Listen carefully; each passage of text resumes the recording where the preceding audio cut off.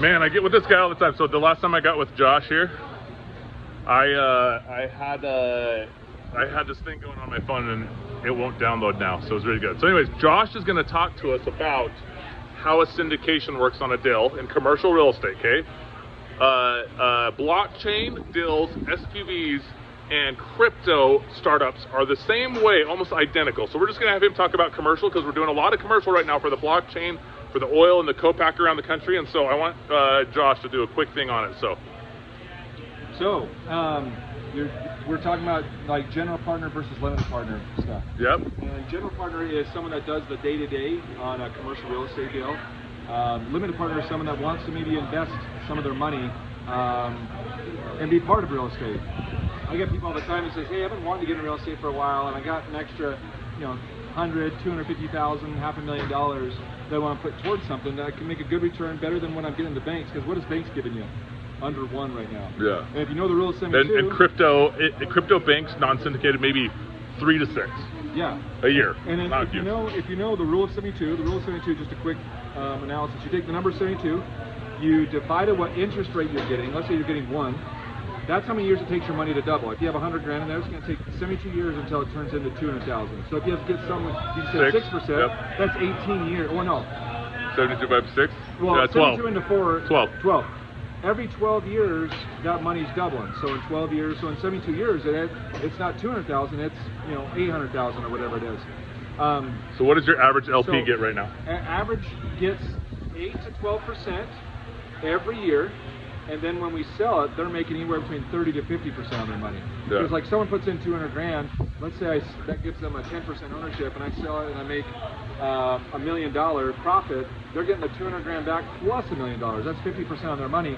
And during the time when they have their money working, they're getting 8 to 12% of their money. And so a lot of people love that. And so that way they can have their money working. And so in order to do a deal, okay, so I put the numbers up there the other day, but in order to do a deal, okay, there's 4 first steps. So first you need to find the deal, okay?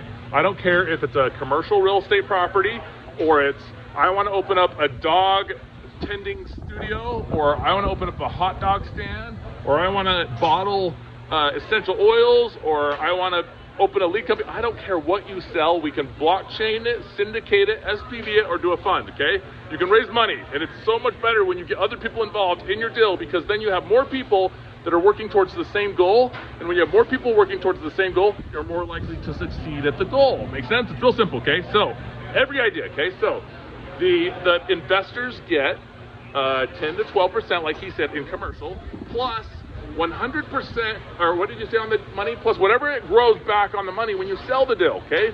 It works the same way in a business deal, okay? So you would get the percentage on your money back that you'd get, and then when the company sells, because you now own a portion of it, you would literally get a percentage of the deal. Make sense? Okay, so GPs are operators or no? GPs are the operators, so they're called general partners. Limited partners are someone that wants to put money into the deal to get a good return on the money. And be silent-ish. Yeah, and they're owners. We still call them partners. That's why we call them limited partners. They have a certain percentage. In other words, like if you put in $250,000 on a $2.5 million deal, that's a 10% ownership, right? It's $250,000 over $2.5 million. So when I sell it, if I sell it for $3.5 million, you get your $250,000 back, plus you're a 10% owner on that $1 million.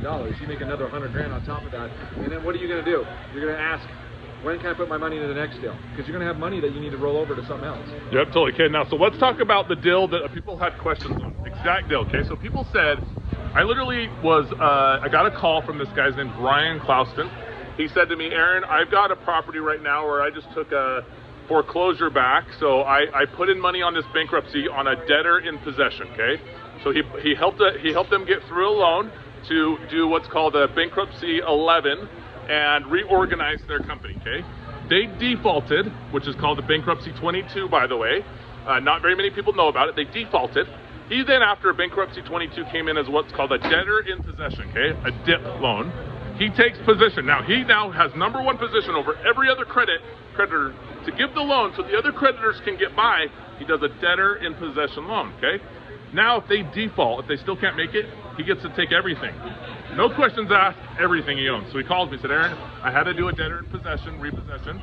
The property is up in Washington.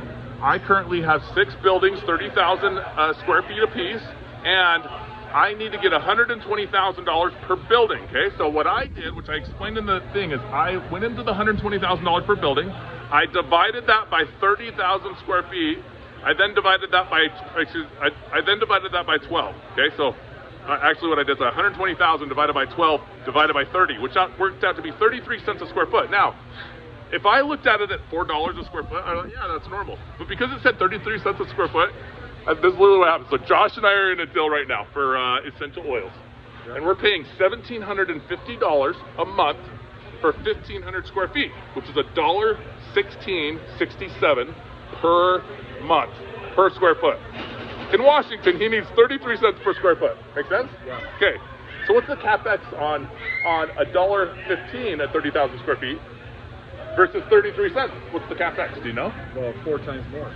4 times more. So if the CapEx that you're buying a commercial property at is at 9%, which is a good CapEx, it's now 4 times more. Okay, so if you went into your commercial properties and you offered a CapEx at 4 times the rate, you could technically, now here's the thing, everybody would be like, there's something too good to be true. Those renters are likely not gonna stay, right? That's what they'd probably say. So what you have to do is you have to limit the risk of only 30% of your property. Then you bring in an operator to operate part of it, okay? Now, you wouldn't sell, so you sign a 5-year lease. You bought it. So you bought it at 33 cents a square foot. It was 70% rented on the vacancy. You went out and you got a GP at 25%. You got your LP partners. Everybody's in the deal. Now, you're 30% vacant. You're going to bring in a co-packer, okay? Like me, who's going to pay $1.15 when you're getting 33 cents somewhere else per month, okay? That's going to put your CapEx. What does CapEx stand for? Your cap rate, your capacity rates?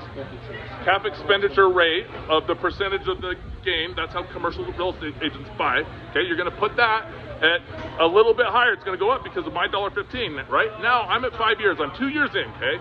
Your CapEx is higher. Would you sell at the 4 times, the 36%? No.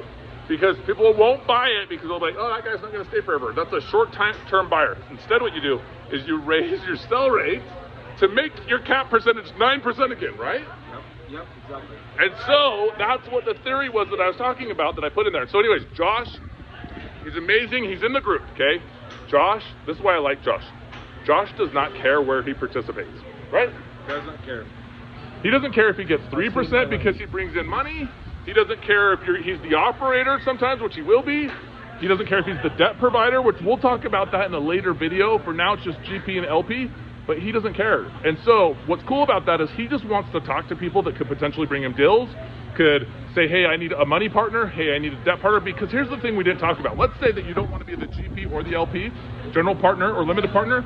If you introduce the money, only the money, what do you usually get? Man, it just depends. I mean, you can get like. But really, no. One guy just did. It was ended up being every 100,000, you would get 1.